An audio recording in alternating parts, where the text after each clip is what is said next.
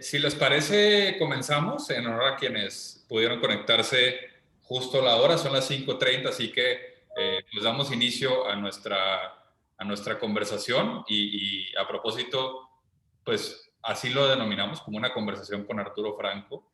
Entonces, si les parece, déjenme, pues antes de presentarte, Arturo, sobre todo pensando en que pudiera haber algunas personas que nos acompañan que no estén familiarizadas con la iniciativa de capitalismo social. Entonces, déjenme les platico. La iniciativa es un proyecto del Centro Eugenio Garza Sada, en donde intentamos pues, promover, recuperar un poco del legado que hay en la historia empresarial de Monterrey, pero también tomando ejemplos de otras partes del país y obviamente del mundo, y intentar pues, recuperar toda esa riqueza y promoverla para las nuevas generaciones, ¿no? Entonces, hemos estado haciendo eso. Una de las secciones que para nosotros es muy relevante, le llamamos capitalismo futuro. Básicamente es un espacio en donde analizamos tendencias y un poquito acercarle a la comunidad empresarial de qué se está hablando en el mundo cuando hablamos de los temas de avanzada, ¿no? Entonces, el día de hoy, dentro de este marco de capitalismo futuro, pues queremos hablar de crecimiento incluyente. Entonces, pues tengo el honor de presentar a Arturo Franco, oriundo de Torreón. Desde La Laguna, Arturo, todavía extrañan tu perfecta representación del Benemérito de las Américas. Te mudaste a Monterrey a los 18 para estudiar carrera de economía en el tecnológico. La familia materna es de Nuevo León, entonces hay una conexión ahí sanguínea a nuestra tierra. Después de graduarte del TEC, donde estuviste activo en redes estudiantiles, inclusive ganando el premio Cuauhtémoc Moctezuma Liderazgo Estudiantil, has tenido una carrera académica y profesional que te ha llevado a viajar, a conocer otras culturas y estar expuesto a otras latitudes, ¿no? Estudios también de desarrollo internacional en la Kennedy School of Government de Harvard, trabajos en el Banco Mundial, en el Foro Económico Mundial, investigaciones en el Centro de Desarrollo Internacional de la Universidad de Harvard, asesor en McKinsey, y ahora, y de esto hablaremos mucho hoy, vicepresidente del Centro para el Crecimiento Incluyente de Mastercard, basado en Nueva York. Además de todo esto, Arturo, siempre conectado con México y con Monterrey. Entonces, pues siempre empezando con un tema un poco más personal, preguntarte cómo le haces para malabarear todo esto profesionalmente, pero mantener contacto con la tierra de la familia de tu madre, con Monterrey, Nuevo León. Gracias, Carlos. Y digo, gracias a todos por conectarse. Creo que es una buena pregunta. Obviamente no me puedo desconectar de Monterrey ni de México porque, digo, en Nuevo León están mi mamá, mi hermano, toda su familia, mis tíos, mis primas, y México pues es mi país, ¿no? Y mi interés profesional y académico me han llevado a vivir en otros países, pero curiosamente gran parte de lo que he escrito en libros o en reportes o los temas que he trabajado, siempre trato de enfocarlos a México y a los problemas de México. No sé si sea mi mamá, pero veo a alguien que se llama como mi mamá. Si está ahí, está conectada desde Montemorelos, donde vive, su terruño. Y le mando un abrazo y otra vez feliz Día de las Madres. Sí la felicité el lunes. Y me da mucho gusto ver algunos nombres de gente que respeto muchísimo. A Cícero, obviamente al Centro Eugenio Garza Sada, al que creo que ha hecho una gran labor no solo de rescatar el acervo histórico de los empresarios de Nuevo León, sino conectarlo con la realidad actual y con las muy importantes acciones que tiene que tomar el sector privado pues para avanzar, ¿no? en muchos de estos temas. Y el tema de vivir, es decir, me ha tocado vivir en Suiza, me ha tocado vivir en Londres, en Singapur, en Nueva York, y ahora estoy en Toronto. Y creo que es importante para alguien que quiere decir algo sobre México el ver modelos fuera de México y el vivirlos, ¿no? El pagar impuestos en Inglaterra y que te llegue al día siguiente una carta de, no sé, de Her Majesty's, como se llame, dándote las gracias. Ese tipo de cosas no suceden en México. O subirte a un camión en Suiza y darte cuenta que llega a las 7:36 todos los días, no 7:35, no 7:37. Y que esa sociedad y que esas prácticas y que esa cultura no es porque la gente sea distinta o más inteligente, es porque las instituciones y los valores y la experiencia histórica de esos países han llevado a eso, ¿no? Entonces, siempre que veo estos ejemplos de países que están más desarrollados que México, no pienso que no podemos. Al contrario, me motiva a pensar que podemos llegar a eso y mucho más como país.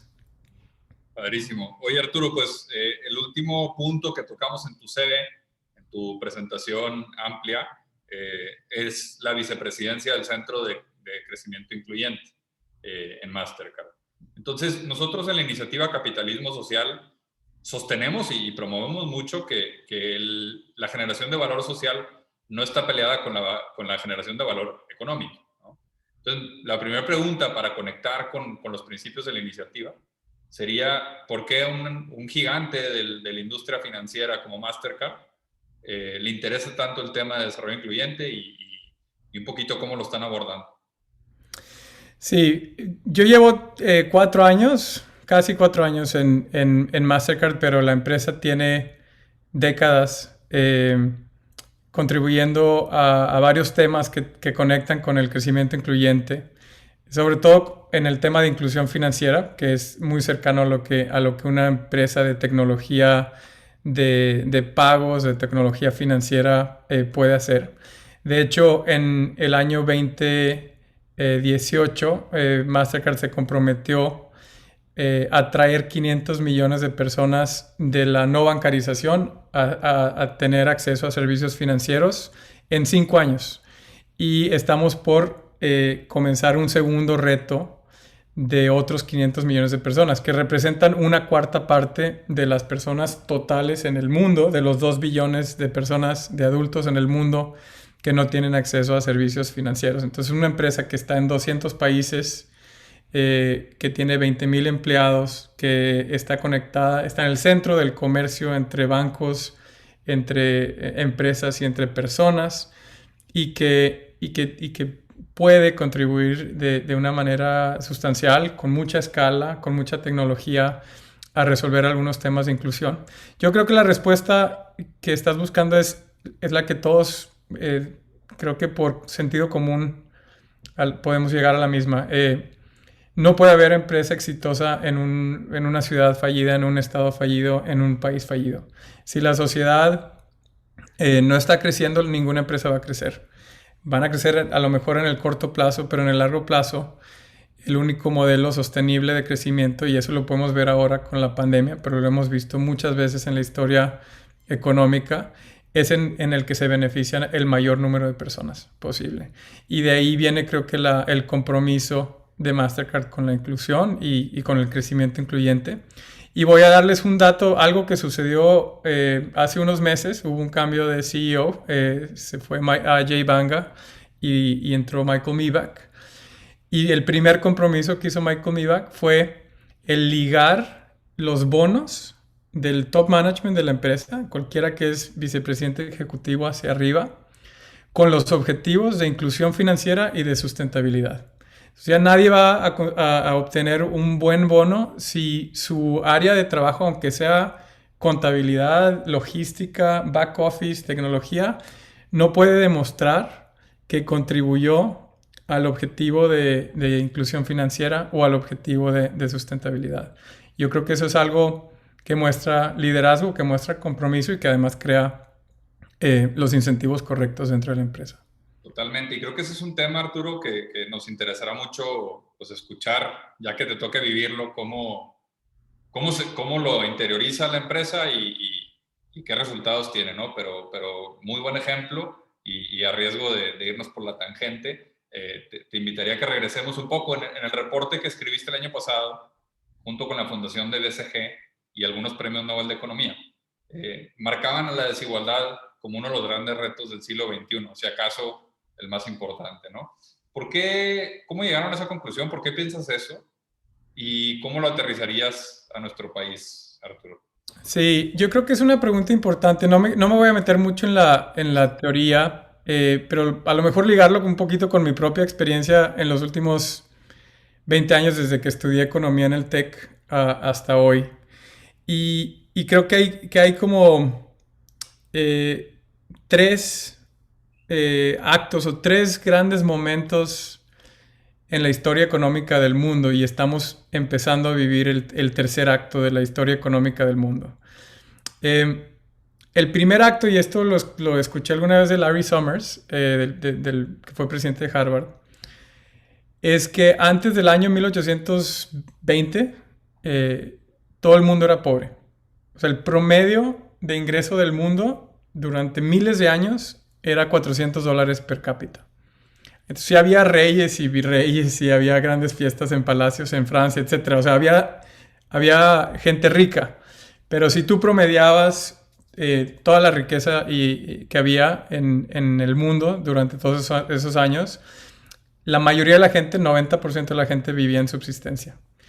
Y algo pasó en la mitad del siglo XIX que empezó a crear ingreso disponible, que empezó a crear consumerismo, que empezó a crear, la ciencia creó productividad económica. Entonces, esa primera etapa fue llegar al crecimiento. El crecimiento económico es un fenómeno que tiene 200 años, no 2000 años en la historia del mundo. Vino una segunda etapa que es en la que estamos, yo creo que terminando con esta crisis, que es una etapa de convergencia. Unos países lograron pasar a esa nueva dinámica de crecimiento primero, son los países que ahora conocemos como desarrollados, y otros países seguían en la pobreza. Entonces lo que pasó en los siguientes 200 años con la revolución industrial, con la urbanización, con otras tecnologías, llegando a la economía del conocimiento, es básicamente que los países rezagados han ido convergiendo al nivel de desarrollo, medido en ingreso per cápita, medido en estándares de vida, medido en salud, medido en longevidad, que tuvieron los países líderes de la primera etapa de crecimiento, que son Inglaterra, Estados Unidos, etc.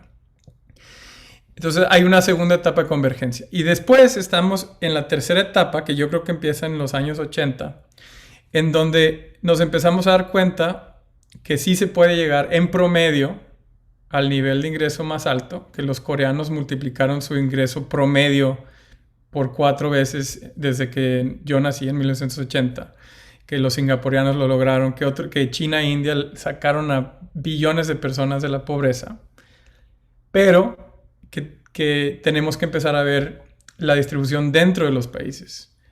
Y entonces estamos empezando a llegar a una etapa en la que a lo mejor gran parte de la población del mundo ya tiene las necesidades básicas o la parte de abajo de la pirámide de Maslow, ¿no? La seguridad, la comida, etc. Y digo, gran parte ha habido un retroceso en este año, pero estábamos avanzando durante muchas décadas hacia esa convergencia. Y lo que ha empezado a detener el crecimiento es la desigualdad.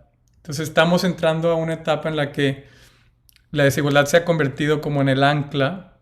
Ya no es la pobreza en el mundo, sino la desigualdad. El otro gran tema, obviamente, del siglo XXI es el cambio climático y la restricción al crecimiento que nos ponen los recursos naturales, ¿no? Entonces ese es otro tema, pero desde el punto de vista de generación de ingreso, de riqueza y de distribución, creo que la desigualdad se ha convertido en un tema fundamental que hay que entender y que hay que estudiar. Ahora, ¿cómo aterrizamos eso a México? De hecho, nada más, Arturo, Dime. comentándote sobre esta tercera etapa en la página, y hago el primer comercial de la noche, buildforall.org, ponen una frase de Gabriela Ramos que se me hace muy relevante a lo que estás diciendo, que dice: una mentalidad de crecer primero y redistribuir después nunca va a llevarnos a la verdadera inclusión, ¿no? Entonces digamos que esa es una visión ya desde un reconocimiento de los problemas de esta tercera etapa. Exactamente, el famoso trickle down economics, ¿no? La idea que mientras hubiera crecimiento, la economía iba a buscar la manera de beneficiar a todos, o la famosa frase de Kennedy, que todos los barcos subían cuando subía Cuando marea, todos los la barcos marea. suben. Sí, y nos dimos cuenta que muchos barcos se hundían. Em, en México yo creo que pensando en, en esas tres etapas, la de crecimiento, la de encontrar el crecimiento, la de la convergencia, o sea, salir de la pobreza y la de la desigualdad, el gran problema que tenemos en México es que no hemos salido ni de la primera etapa, o sea, no hemos encontrado la fórmula del crecimiento. Como todos sabemos, México ha crecido básicamente a 2% anual durante 40 años. Básicamente en promedio toda mi vida México ha tenido cero crecimiento per cápita, porque más o menos esa es la tasa de crecimiento poblacional. En términos de pobreza tenemos la misma tasa de pobres, o yo creo que después de 2020 va a ser mayor que hace 20 años. O sea, más o menos 56% de la población es pobre en México. Entonces, no hemos logrado ningún milagro como India o como China de sacar a tanta gente de la pobreza. Y en términos de desigualdad, una forma muy sencilla de medirlo, para no hablar del coeficiente Gini que me tomaría los 20 minutos a explicar, es qué porcentaje de los ingresos totales del año se lleva el 10% más rico. El promedio en Europa es 21%, o sea, el 10% más rico de los europeos se lleva 21% de los ingresos, que es más o menos el mismo que Canadá. En Estados Unidos es 30%, que es más o menos igual que en África. En México, durante los últimos 20 años, ha oscilado entre 35 y 45%. O sea, 10% de la población se lleva casi la mitad del pastel económico. Entonces, tenemos problema de crecimiento, de convergencia, de pobreza y de desigualdad. Pues yo creo que por eso es muy importante pensar en este tema, ¿no?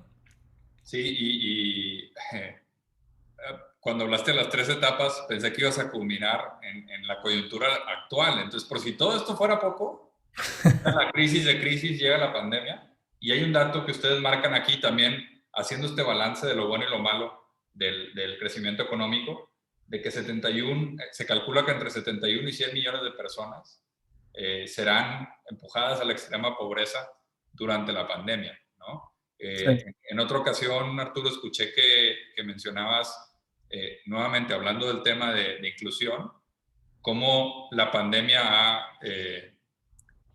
pues ha cambiado la manera en la que vemos muchas de las actividades económicas, ¿no? Entonces, la pregunta concreta sería, pues, ¿qué efecto está teniendo esta coyuntura sobre las tesis o sobre el programa de trabajo que ya habían pensado?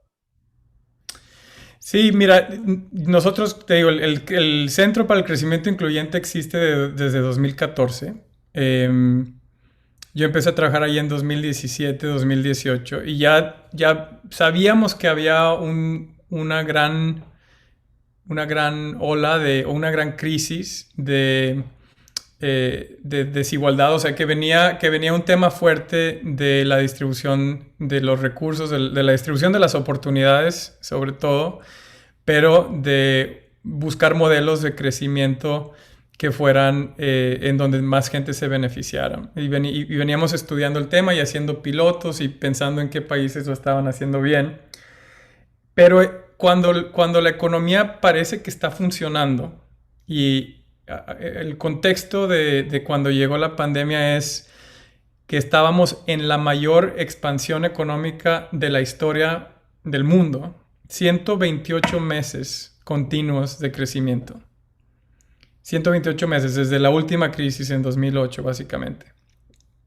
Que teníamos un presidente en Estados Unidos que tuiteaba todos los días: greatest stock exchange ever, lowest unemployment ever. Y todo parecía, cuando promedias, ¿no? y ves el PIB y veías la gráfica donde estaba el S&P y el Dow Jones y todo eso, parecía que estaba excelente la economía. Pero lo que podíamos ver en países como Estados Unidos, por ejemplo, es que 30% de la población estaba a $400 de la pobreza. O sea, no podían tener un incidente que les costara más de $400 y se endeudaban. Y sabíamos que había una precarización del empleo en México y en muchos países en donde, aunque pareciera que era empleo pleno, había mucha pobreza laboral. Gente con 1 o 2 trabajos que todavía estaba por debajo de la pobreza, de la línea de la pobreza. Entonces, cuando viene la pandemia, lo que sucede es que, bueno, se rompe ese espejo de realidad, vemos la realidad como es, ¿no? Que las personas no podían dejar de trabajar 1 o 2 semanas sin caer en la pobreza. Se aterriza el avión de la economía, porque es más fácil arreglar cosas cuando el avión está aterrizado que cuando está volando. Y nos da la oportunidad de hacer preguntas más profundas sobre el tipo de economía que queremos. Entonces, esta idea de Build Back Better o del New Normal, ¿no? El gran reinicio del foro. Es porque el Old Normal no le servía a la gente. O sea, no podemos volver a la normalidad anterior porque la gente no estaba bien. No estaba bien. Entonces, hicimos este estudio, entrevistamos a 60 líderes, entre, como dijiste, premios Nobel de Economía, líderes de organismos internacionales como Gabriela, alcaldes de ciudades grandes como Londres, de ciudades chiquitas como Erie, Pennsylvania, y gente, empresarios, muchos empresarios. Y la pregunta que les hicimos es, si pudieras redibujar o rediseñar la economía, ¿cuáles serían los pilares de una economía incluyente? O sea, ¿cómo te asegurarías que la economía fuera incluyente? Y de ahí salieron esas frases que están en el reporte que invito a la gente a que lo lea. Sí, se los digo, ahorita en un ratito ponemos la liga para que lo puedan descargar. Arturo, como quiera, toda la información está completísima en la página buildforall.org, o si lo buscan en cualquier motor de búsqueda de internet, lo pueden encontrar fácilmente. Estamos con Arturo Franco, vicepresidente del Centro de Negocios Conscientes, del Centro de Inclusión, de Crecimiento Incluyente. Ya traigo los nombres de tantos centros para que veas todo el bien que se está haciendo en las diferentes instituciones con las que tenemos el gusto de colaborar. Pues hablando de crecimiento incluyente, Arturo, en este reporte, en estas entrevistas con expertos, identificaron 4 retos sistémicos que los marcan ahí en el reporte, ¿no? Así rapidito, y te doy oportunidad de profundizar en el que tú consideres. Formas de inclusión estructurales basadas en características personales, es un reto sistémico. Brechas en riqueza y oportunidades hace que más y más gente esté fuera del sistema como observadores y no como participantes. Hay un contrato social fracturado y hay una falta de inversión en los recursos compartidos. Son como los 4 males que nos aquejan. Sí. Sí, déjame trato de aterrizarlos a México de manera muy sencilla. Hay un mito que porque somos un pueblo mezclado, mestizo, no sé cuál sea el término correcto, que no hay discriminación estructural en México, ¿no? Que todos somos diferentes tonos de cafecito a blanquito y que no hay esas cosas. Han salido muchos estudios el año pasado y del Colmex que hablan de racismo, no solo en las revistas, aunque han hecho muy buen análisis de eso, pero racismo en las empresas, racismo en organizaciones, etc. Ese es un ejemplo de barrera estructural. Entonces, cuando la gente con talento y con capacidad no obtiene la oportunidad por alguna condición de nacimiento, eso es una barrera estructural. Podemos hablar también de género y yo creo que aquí hay mucha gente que ha trabajado el tema, pero esa es otra barrera estructural, ¿no? Cuando el marido machorrón le dice a la esposa que no puede trabajar o cuando el tipo de profesión no es incluyente de mujeres, etc. Entonces vas perdiendo jugadores en la cancha. Cuando otros países están jugando con 11, ¿no? Y si empiezas a perder jugadores en la cancha, vas a perder en el juego de la economía global. Ese es el primero. El segundo es, creo que muy importante para México porque eh, veníamos de un pasado y creo que don Eugenio, no estoy muy seguro porque nunca me he metido el tema, pero creo que pasó lo mismo que pasó en Estados Unidos, que había una especie de noción de que los empleados tenían que también ser partícipes de la empresa como accionistas. Había más como esa noción de ser empleado accionista.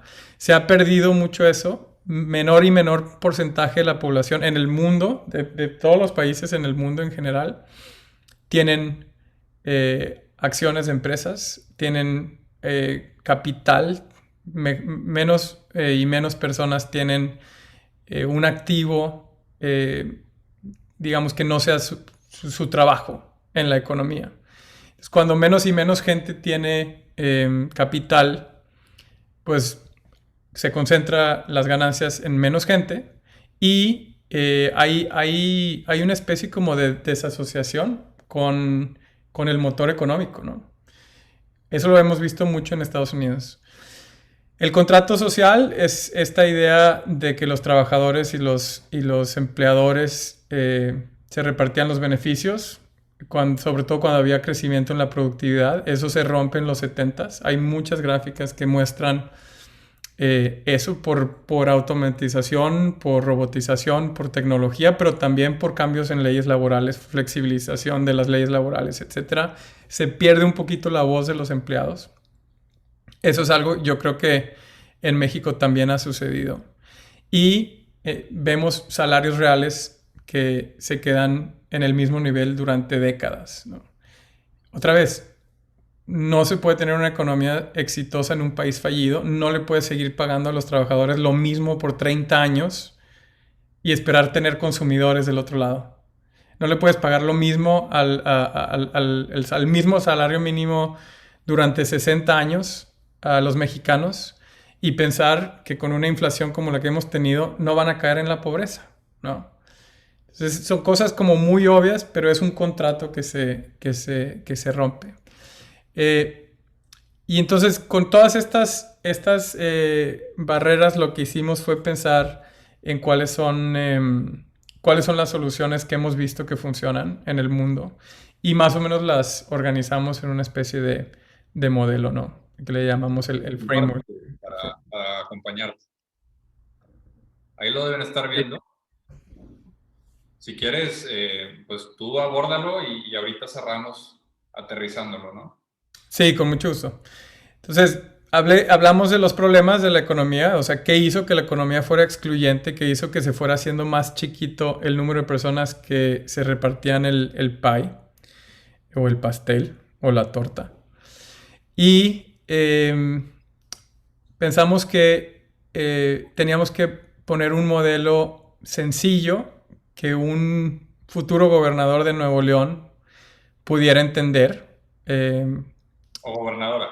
O gobernadora. Digo, para Gobernadorex, bueno, lo que sea, vamos a ser incluyentes.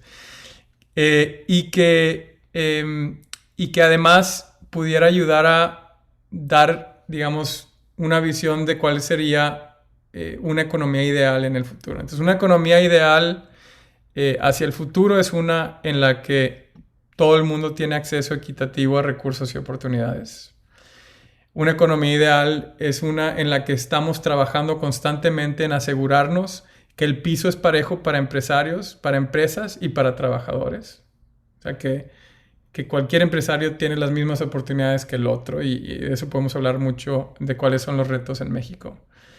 Y una economía incluyente es una que piensa en el largo plazo, o sea, que piensa en las generaciones futuras y en los recursos económicos, educativos, sociales que tiene que tener la generación futura.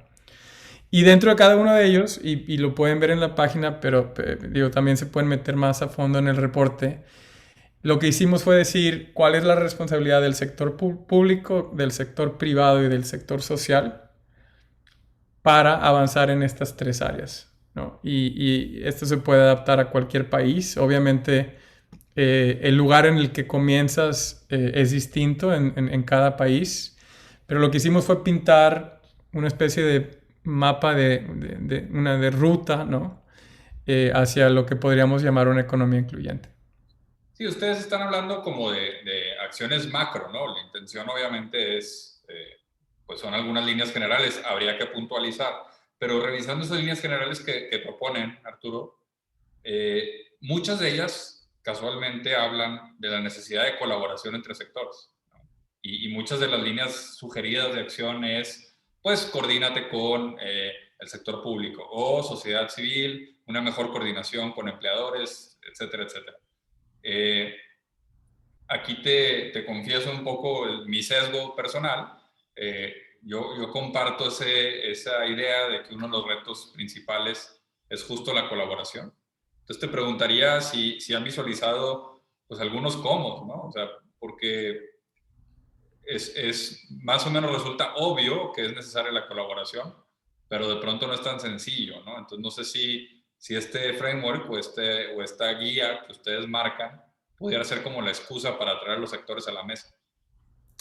Sí, no llegamos obviamente a ser tan prescriptivos. O sea, tenemos 18 qués. O sea, cada una de las tres pilares tiene seis situaciones ideales o objetivos ideales de una economía. Y cada uno de esos seis tiene acciones de cada sector. Entonces, 6 por 3 son 18 cómo específicos. Entonces, por ejemplo, para resolver el tema de la discriminación estructural, ¿no? El sector privado tiene que las empresas por sí mismas, pero el sector como sector privado tiene que avanzar en sus políticas de antidiscriminación y hay un montón de ligas que ponemos ahí de qué hace Australia para no discriminar personas, qué hace Inglaterra, qué hace Singapur. O sea, hay temas de entrenamiento antidiscriminación, hay temas de promociones, hay temas este, de políticas. Te voy a dar un ejemplo muy, muy sencillo que vi en Australia. Quitarle el apellido a las aplicaciones de trabajo para que la persona que le está leyendo no pueda escoger al hijo de su compadre nada más o a alguien que suena como Garza en lugar de que suene como Iztaccíhuatl o lo que sea, me explico. Hay cosas muy, muy sencillas y muy básicas. Dos personas con el mismo perfil, si el apellido te gusta más, lo vas a escoger. Entonces, ese es un cómo. Es un cómo y toca con un libro que escribí sobre meritocracia que podemos hablar si quieres, pero es una de las políticas que se pueden aplicar. Entonces, si a alguien realmente le interesa en gobierno o en el sector privado entender dónde están algunas de las acciones que puede tomar en su sector, yo vería la lista con el lente del sector en el que estás. Y ese es un ejemplo muy puntual, ¿no? Pero así es, o sea, creamos este modelo un poquito para que sea didáctico, no te lleva, digamos, al checklist de tu empresa, de tu pyme o de tu empresa mediana, de lo que tienes que hacer, pero sí te da una idea de cuáles son las preguntas que te tienes que estar haciendo. ¿Discrimino? ¿Estoy entrenando bien a mi gente? ¿Tengo una escalera meritocrática en mi empresa? ¿Estoy siendo incluyente de mis consumidores o estoy excluyendo consumidores?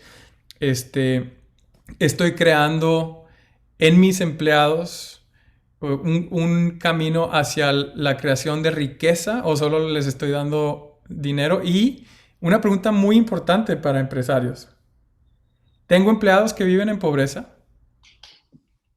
¿Tengo empleados de tiempo completo que cuando van a su casa necesitan apoyo extra para vivir, para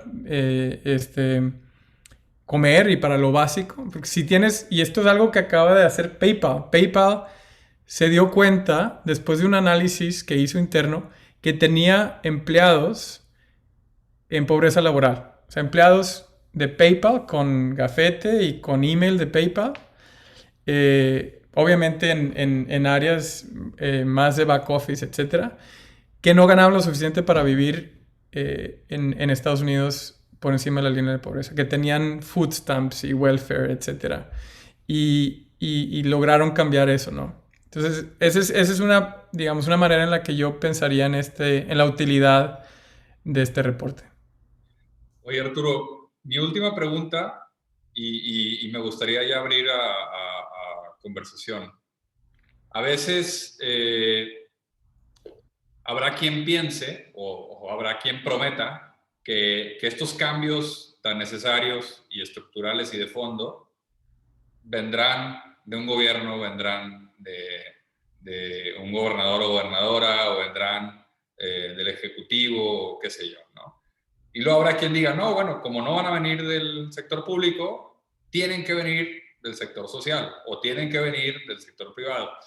Entonces mi pregunta es, ¿cuál es cómo deberíamos estar pensando sobre el problema? O sea, ¿cómo deberíamos abordarlo? Si es lógico o es correcto como atribuirle la misión de atender la necesidad a un solo sector, o cuál es la sugerencia que harías tú a nombre del Build for All? Sí, y sabes que curiosamente me acuerdo que cuando estábamos en medio del proceso de escribir este reporte, una de las personas con las que platiqué fue precisamente Federico, del Centro Eugenio Garzazada, y Cícero estaba en la llamada, se me hace. Y una cosa que me dijo Federico, no espero que no lo esté ventaneando, pero creo que es un poco la visión del centro. Tú dale, aquí estoy, no pasa nada, dale. Pero ¿sabes qué? O sea, cambiaste el destino de este reporte, por cierto. Entonces, muchas gracias por eso. Fue que no íbamos a resolver el problema de la desigualdad con regulación. Me acuerdo que me lo dijiste muy claramente y me diste ejemplos y por qué pensabas eso. Y entonces, aunque en un inicio, como te dije, platicamos con muchas personas que estaban en multilaterales y en gobierno, ahí fue donde dimos un poquito como que un cambio para hacerlo más amplio. Porque es cierto, porque la regulación solamente puede llegar, más bien, la regulación solamente debe ser usada en situaciones en las que hay market failures, ¿no? En donde puede realmente el gobierno tener esa injerencia sin desincentivar la actividad económica. Entonces, yo pensaría que si la regulación tiene límites y el problema es tan grande y el problema le atañe por temas que acabo de explicar, y podría hablar del sector social o podría hablar del sector público, a los otros sectores, que es en la combinación de regulación de actividades del sector privado, de conciencia social o de actividades de inversión social del sector privado y de filantropía y de temas de empoderamiento ciudadano y de temas del sector social, de las ONGs. Es solamente con esa combinación que podemos avanzar. O sea, creo que la respuesta es sencillamente, el problema es grandísimo. O sea, el problema es del más de la mitad de los mexicanos en pobreza. Es de ese tamaño es el tema. Entonces la solución no puede ser algo marginal, no puede ser cambiar una tasa de impuesto aquí y dejar todo igual. Yo creo que es un problema compartido. Muy bien. Bueno, pues si les parece, dedicamos el resto del tiempo a conversación abierta. Yo les pediría solo tres cosas. La primera es quien quiera hacer una intervención o una pregunta, pues lo primero es que levante la mano aquí utilizando la función de Zoom de levantar la mano, y le cederé la palabra en orden a quienes deseen utilizarla. La segunda petición que les hacemos es que se presenten, que nos digan quiénes son, si vienen de alguna institución, de qué institución vienen. Si es a título personal, pues fantástico también, nada más díganos quiénes son. Y una importantísima, favor de ser breves y favor de ser respetuosos, ¿no? Queremos que esto sea un diálogo abierto, entonces en la medida que seamos breves y seamos respetuosos, el diálogo podrá suceder, ¿no? Entonces, si te parece, Arturo, mientras esperamos a que la gente se anime y levante la mano, recibimos o fildeamos 3 o 4 y reaccionamos, y como para compartir más el micrófono, ¿no? Entonces, pues a ver, siempre el primer valiente, ya salió aquí, Carlos Álvarez Figueroa y después Samuel Guiluz. Entonces, primero Carlos Álvarez, nuevamente presentarse y ser breve y respetuoso. Adelante, tocayo. Y los que estén en mute, pues se quitan el mute solos, ¿verdad? ¿Qué tal? ¿Cómo estás, Arturo? Pues nada más una cosa de housekeeping. ¿No nos podrían dar ya la liga al reporte? Yo te la escribo aquí, con mucho gusto. Y pues, nada más en el chat que le llega a todos, Arturo. Sí. Ahí ando. Gracias. Muy bien. ¿Había pregunta o solo era la solicitud? Solamente la solicitud. Gracias. Muy bien. Gracias, tocayo. Gracias por mantenernos en línea. Sí. Seguimos con Samuel Eguiluz, Jacobo Wapinski y cerramos este primer bloque con Federico Garza Santos. Samuel, adelante.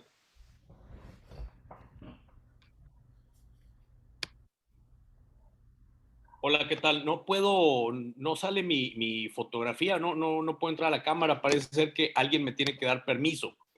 El anfitrión lo detuvo, dice. Pero bueno, si me escuchan, pues primero que nada, saludarlos, felicitar a esta iniciativa del TEC porque está muy interesante. Soy Samuel Eguiluz, Exatec del 2001, y a título personal quisiera preguntar, como...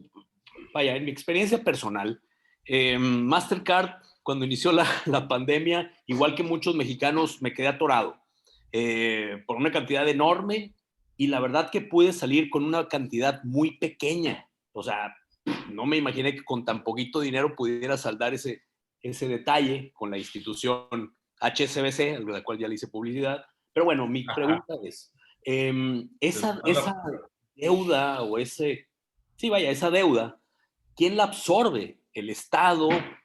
¿Un seguro? ¿O quién? Perdón. Ok. ¿La guardamos para el ratito, Arturo, o quieres reaccionar rápido? Sí, bueno, la respuesta honesta es que no sé. Me da gusto que dijiste que fue una buena experiencia. Yo supongo que el banco ahí tiene más injerencia. Mastercard le da servicio al banco para el sistema de pagos, pero yo pensaría que es HSBC al que le tienes que dar las gracias.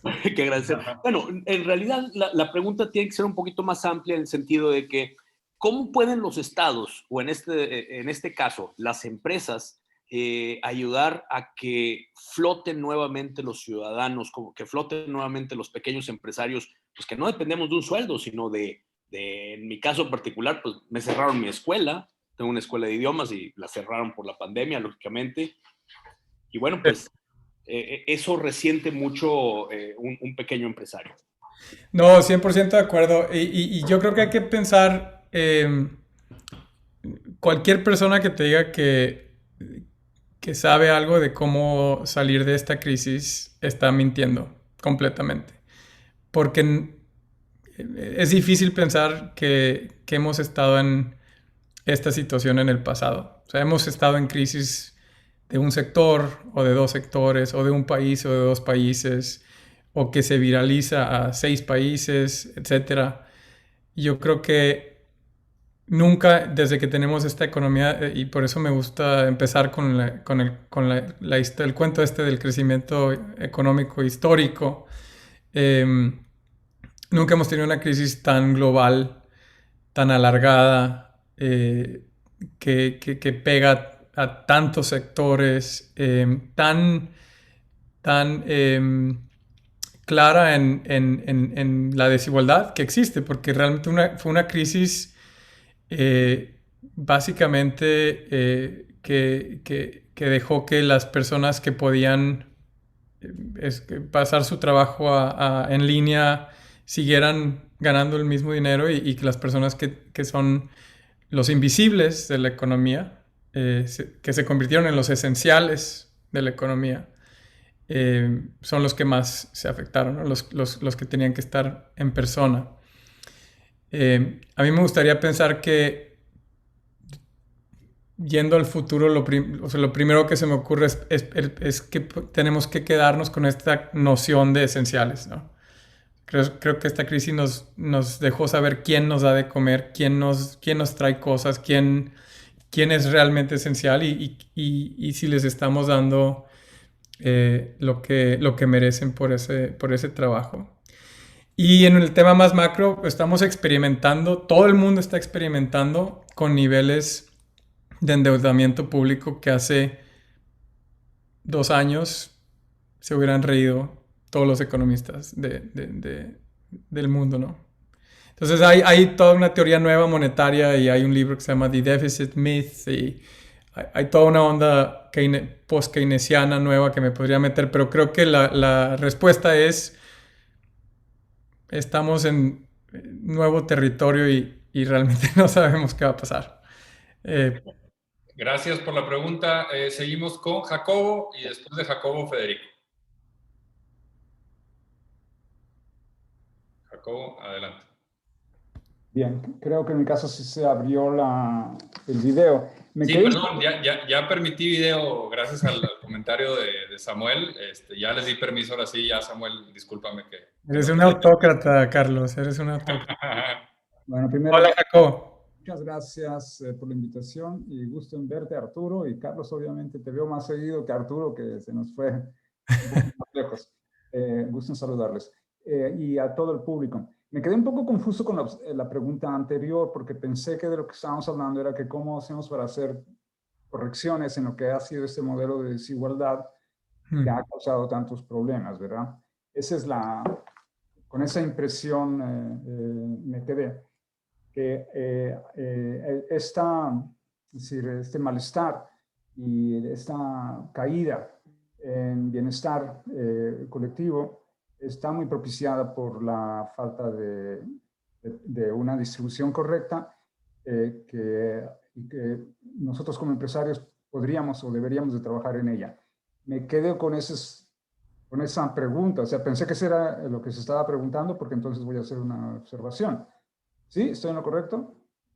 Sí, o puedo abordar esa pregunta también, si bueno, quieres. O sea, si no es eso, o sea, porque con lo que quería preguntar o aportar es que siento que necesitamos una narrativa correcta. Aquellos países que han adoptado una misión en sus naciones para poder abordar a la sociedad, para poderla meter dentro de una justa distribución de ingresos yo sé que justo es un término difícil de definir, pero vamos a decir que distinto a lo que ocurre en sociedades donde hay una disparidad enorme como la que existe aquí, tienen una narrativa que de alguna manera los cohesiona. Y no creo que eso es el caso en México. Necesitamos un poco trabajar sobre ello, porque con una narrativa correcta vas y atraviesas el desierto, llegas a la luna, haces cosas muy impensables. Y si no la tienes, difícilmente. O sea, todos estamos en ese proceso electoral en México, sin meterme en ello, pero estamos viviendo, sin meterme como hace el presidente, ¿verdad? Prometiendo. Pero con una gran preocupación porque hay una división mayor a la que teníamos antes de que tuviésemos esta 4T. Entonces, siento que tenemos que partir, una vez que cuando estamos hablando de esto, de construirnos de una manera que tengamos una visión grande. A mí me gusta mucho lo que sí se hizo al hablar de tratar de responder a 3 preguntas. En inglés se las llamó why, what and how. Sí, responder al por qué existo, por qué trabajo, por qué elaboro, por qué construyo una familia, por qué quiero hacer lo que Arturo está sugiriendo. El segundo es ya entonces el what and how. Ok, aquí estás diciendo distribución de ingresos. Y tercero es ya los cómo. El por qué sería porque quisiera tener algo que quiero definir como nación. A mí para México me gusta, a mí, y lo pongo aquí sobre la mesa, es un país con igualdad de oportunidades para todos. creo que es lo más apropiado para México. Los americanos tienen, por decir americanos, los de la Unión del Norte, dicen freedom, happiness, and vida, libertad y perseguir la felicidad. Y perseguir la libertad, la felicidad. Los franceses tienen égalité, fraternité y así. Acá, de una manera a veces sucinta, de una manera a veces explícita y de otras veces de manera implícita, se tiene una visión de país. Los coreanos la deben de tener, igual en Singapur, y así en otras naciones. Estoy convencido que los australianos y los neozelandeses, como inmigrantes de otras zonas, tienen una especie de visión interiorizada. Yo en México todavía no sé, no la conozco. Decir que como en México no hay dos no es suficiente. Entonces pongo sobre la mesa nada más también que cuando estemos hablando de los qués y cómo, hablar de esos porqués, porque no sé si todavía lo hemos interiorizado. ¿Por qué tener una mejor distribución? Están invitando a hablar del México posible, Arturo. Así es. Entonces, porque tenemos este mal uso de los recursos que hace que los ciudadanos no quieran colaborar. Y ese es un gran obstáculo, deterrent, que no lo tienes en Europa, no lo tienes en Australia, no lo tienes en Nueva Zelanda, no lo tienes en Estados Unidos. Esa es observación, pregunta, comentario sobre a la mesa. Sí, no sé si las otras preguntas voy a totalmente abordar esta incitación, como siempre que platico contigo, Jacobo, me dejas pensando. No sé si Nadia o Federico, pues, para dar... que planteen Nadia, Federico primero, porque levantó la mano primero, luego Nadia, y abordamos las tres, ¿no? Para ir como amarrando. Entonces, adelante, Federico. Pues muchas gracias, Arturo. Muy interesante tu presentación. Voy a tratar de responder algunos de los temas que escuché aquí. El primero, nomás comentarle a Samuel y al resto del auditorio que esto es parte de la iniciativa Capitalismo Social, que es parte del Centro Eugenio Garzazada, y tenemos una estrecha colaboración con el TEC, pero no somos el TEC, somos completamente independientes. Entonces, nomás una pequeña precisión. Y contestando un poquito lo que comentabas, Jacobo, creo que ese tema de buscar una narrativa diferente es precisamente el objetivo que estamos buscando en la iniciativa Capitalismo Social. Es identificar que el modelo económico que se pensó que era el adecuado en los últimos 30, 40 años de Milton Friedman, en donde la igualdad y todas estas fallas del modelo se iban a corregir con el crecimiento económico, creo que ya nos quedó claro que no funcionó. Y que generó una mayor desigualdad. Entonces, creo que ese es el primer paso que tenemos que reconocer. Y habiendo hecho eso, bueno, pues ese es precisamente lo que estamos tratando de crear, una nueva narrativa en donde se demuestre que este modelo necesita ajustes. Y en el caso particular nuestro, lo que creemos es esperar que estos cambios vengan desde el Estado es poco creíble. Y si se diera incluso, yo diría que estas cosas no pueden ser por decreto, porque entonces nos vamos a un modelo socialista, comunista, etcétera, ¿no? Entonces, más bien tiene que ser un modelo en donde se demuestre cómo la mejor manera de tener un sistema que nos ayude a todos es creando un modelo mucho más igual. Y yo el ejemplo que siempre les pongo es, ¿cómo quieres que sea tu negocio si a tus empleados les pagas una miseria y no pueden comprar ni siquiera tus productos? Entonces, si todos pagaran mejor, pues todo el mundo tendría la capacidad de comprar tus productos y entonces habría un mercado muchísimo más grande. Entonces, es parte de la tesis, no quiero quitarle el tiempo a los demás, pero precisamente eso que mencionas, Jacobo, de crear una narrativa, es lo que estamos haciendo en el capitalismo social, y creo que vamos muy bien, y muchas gracias a muchos de ustedes que están apoyando esta iniciativa. Gracias, Federico. Cerramos con Nadia Olivares y recibimos reacciones de Arturo. Adelante, Nadia. Y hola, buenas tardes. Bueno, yo soy Exatec y ahorita soy estudiante de doctorado en la Universidad Autónoma de Zacatecas, y mi tema de investigación es la la exclusión en la disrupción digital. Y estoy escuchando muy interesada a Arturo y un poco hice esos comentarios en el chat sobre el neoliberalismo porque me hizo mucho ruido que él dijera, es que en los países desarrollados así, o sea, bueno, es que él es economista y sabe muy bien pues cómo ha sido la historia y los países subdesarrollados no lo son porque quieran, ¿verdad? O sea, todo está conectado y lo que acaba de decir ahorita la persona que habló, que no me acuerdo el nombre. ¿Jacobo o Federico? Federico. Federico. Que dice, si pagaras sueldos mejores a tus empleados, pues suena muy fácil y suena muy, muy maravilloso, pero no va con la economía capitalista o con la lógica capitalista, donde tienes que maximizar tu utilidad, ¿sí? O sea, pues no lo van a hacer, porque si ellos pueden ganarse un centavo más, lo van a hacer. Aunque si le pagaras el doble y luego dicen, es que aparte les pagas más y luego ni se lo saben gastar. Bueno, muchas situaciones que hacen que el propio sistema haga que se genere esta desigualdad y por eso estamos ahora en esta disyuntiva. Y yo nada más quería preguntarle a Arturo si están considerando algún desarrollo de una app o de algo que apoye este proyecto que están mencionando. Esa es mi duda. Bien, no sé, Arturo, antes de abordar, ahí al final Álvaro Barrera, si fuera muy breve Álvaro, para que ya sea la última pregunta y cerramos y que Arturo tenga la última palabra. Adelante Álvaro.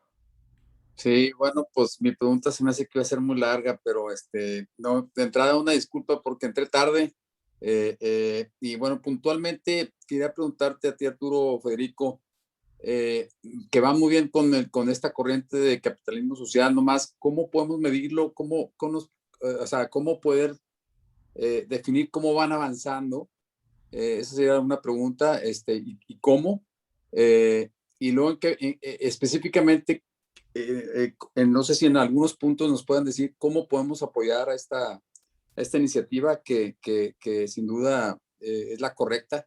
El cambiar, como dijimos, esta narrativa que tenemos actualmente que no ha funcionado, pero básicamente sería la pregunta.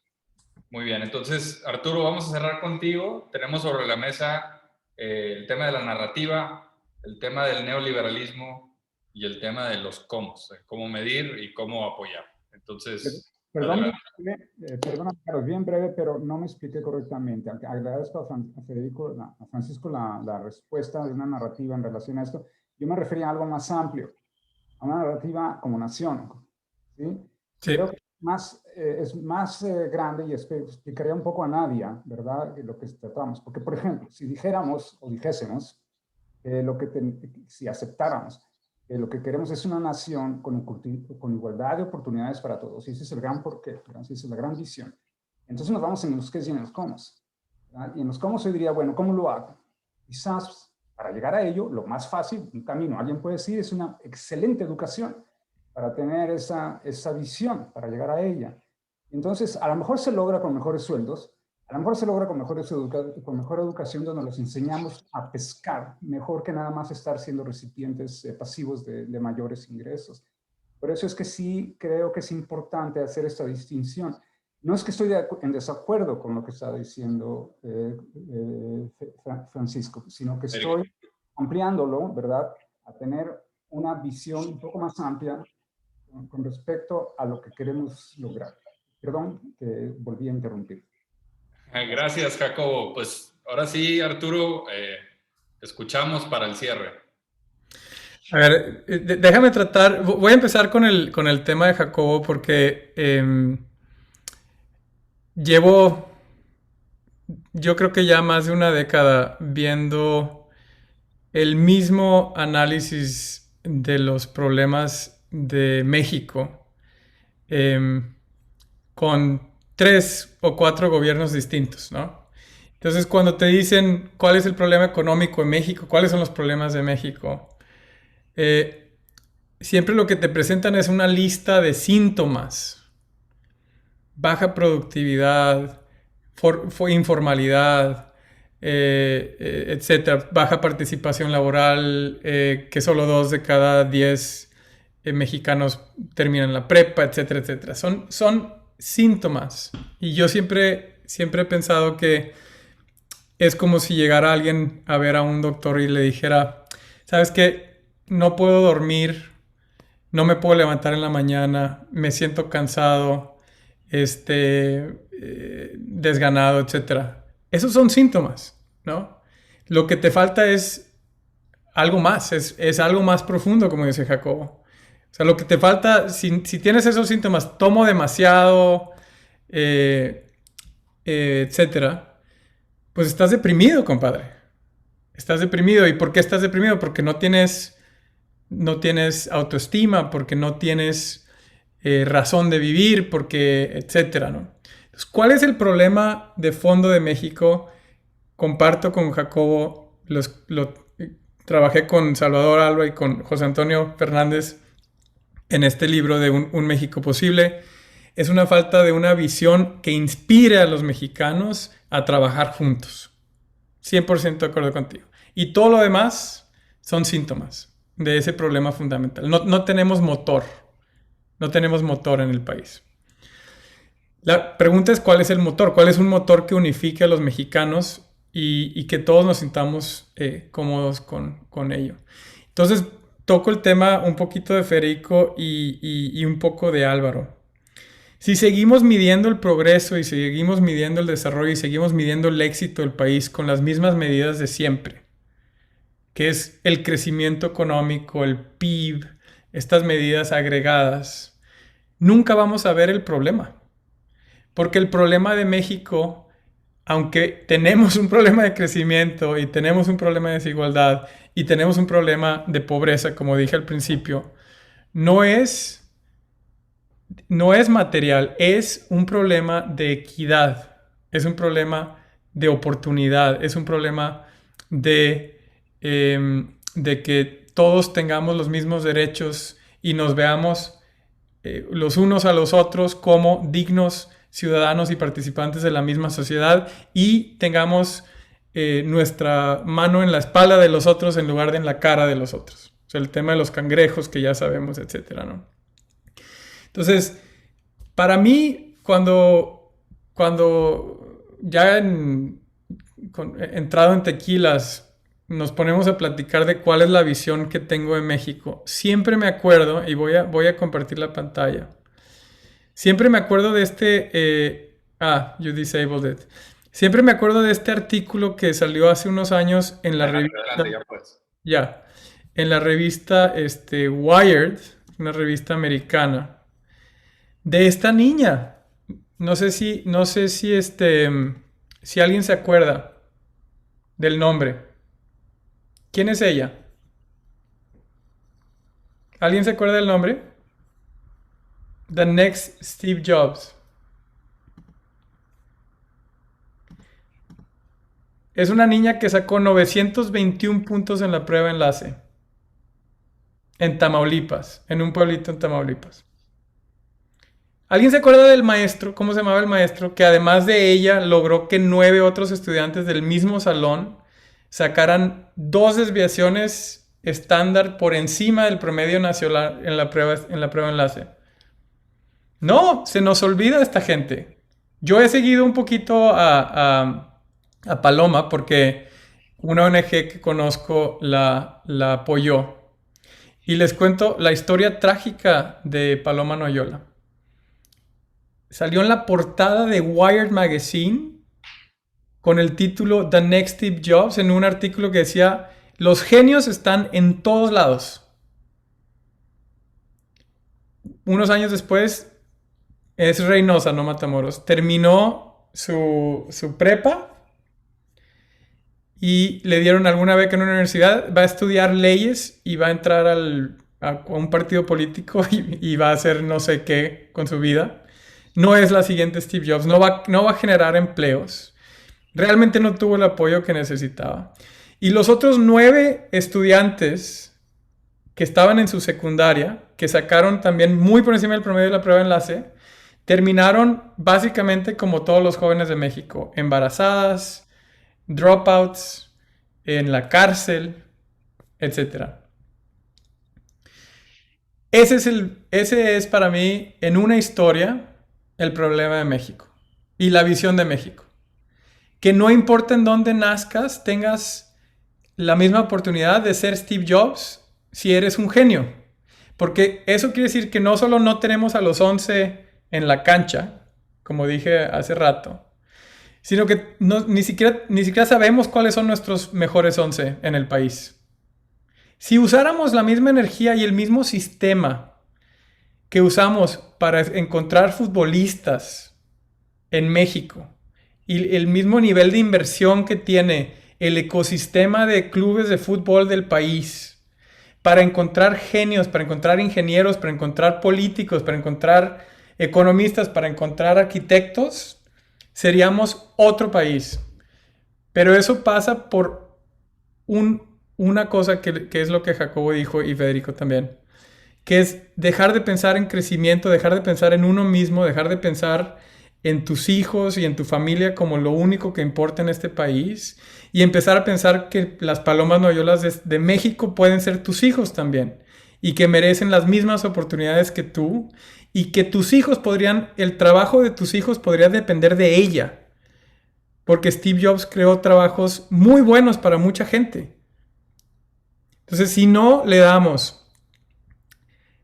no cambiamos nuestra visión a que todos pueden ser paloma noyola, todos, el niño que vive en la Sierra Tarahumara, el niño que vive en Guerrero y el niño que vive en la del Valle, no vamos a llegar al desarrollo, nunca. Estamos jugando sin los 11, básicamente. Yo creo que por eso el tema de la desigualdad es importante. No porque queramos que se vea mejor el pie, no porque queramos más consumidores. Eso sucede, por un lado, porque queremos encontrar el mejor talento y asegurarnos que el talento mexicano, que está en todos lados, nos sirva para generar oportunidades económicas en el futuro. O sea, es un tema egoísta. Necesitamos a los mejores 11 para ganar el mundial. Esa es la idea. Y para ello necesitamos dejar de pensar en crecimiento y empezar a pensar en equidad. Porque no vamos a llegar a los mejores 11 si no aseguramos la igualdad de oportunidades a todas las personas. No sé si eso contesta todas las preguntas, pero... Sí, no, iba a decir que solo alguien de Torreón podría criticar el sistema del fútbol mexicano en semana de liguilla cuando juega Santos contra Monterrey. Pues sí, pero nos gastamos millones y millones de pesos para ver a alguien patear un balón que produce cero valor económico. Bueno, produce mucho valor económico la chela, pero no nos gastamos nada en las palomas noyolas y creo que ahí hay un desbalance importante. Muy bien. Arturo Franco, vicepresidente del Centro para el Crecimiento Incluyente de Mastercard. Los comerciales, la página de Build for All es Build 4ALL, perdón, BUILT, número 4, ALL.org.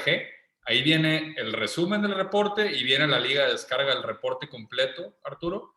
Sí. ¿Y alguna otra página a donde quisieras invitarnos del centro? Les pongo la página de Build for All aquí para que la vean, porque no sé si la dijiste bien. Tiene un 4 ahí. Pónganlo en el chat, se puede. Sí, la Está pusimos. en el chat ya, Álvaro, pero aquí la estamos viendo en pantalla. Y así se ve la página. Pueden leer la página o pueden leer el reporte completo, que es más largo. Y ahí se ve. Mi Twitter. Si me quieren seguir en Twitter. No tuiteo mucho, es la verdad, pero... Muy bien. La página, otra vez la página la puedes poner, está en la anterior, ¿verdad? Ahí. Está aquí abajo. Dejamos esa imagen para que la puedan ir anotando y pues nada, de mi parte, Arturo, agradecerte por tu tiempo.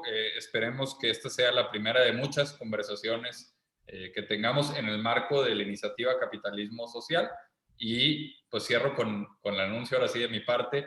La iniciativa Capitalismo Social del Centro Eugenio Garzazada la pueden encontrar en capitalismosocial.mx y ahí verán pues conversación y contenido relacionado a este y otros temas relevantes para la generación de bien social y bien económico a la par.